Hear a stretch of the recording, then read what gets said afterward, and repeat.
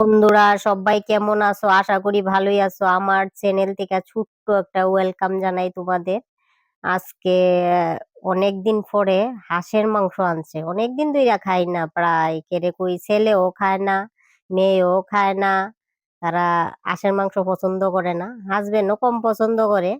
আহ তারা বেশিরভাগ ওই পোল্ট্রির মাংস, ফাটার মাংস খায়।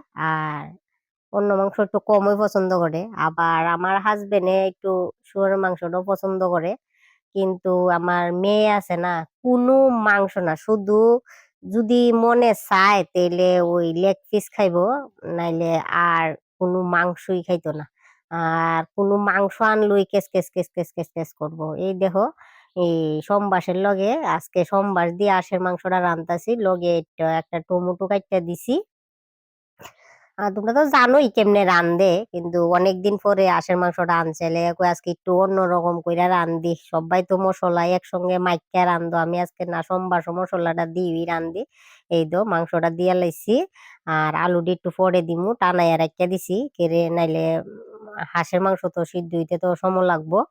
আলুটি গুইলা যাবো গা, আলুটি একটু পরে কষানি একটু মোটামুটি হইয়া সারলে তারপরে আলুটি দিয়া একটু সামথিং কষানি দিয়া তারপর একটু ঝুলটা একটু বেশি করে দিমু। কেরে হাঁসের মাংসের ঝুল খাইতে ভালো লাগে, কার কাছে কেমন লাগে আমি জানি না। আমার কাছে কিন্তু হাঁসের মাংসের ঝুলটা খাইতে সেরা লাগে। এই দেখো, এদিকে বাইজা রেখে দিছিলাম। এই দেখুন দিয়া একটু লাড়া দিয়া তারপরে ঝুল দিয়া লেছি। এই দেখো, একটু ঝুলটা বেশি দিছি। আর একটু তো শুকাইবো, সিদ্ধ হইব, যেহেতু মাংসটা সিদ্ধ হইব, আলুটি সিদ্ধ হইব। তাইলে মাংসটা কষাইতাম না।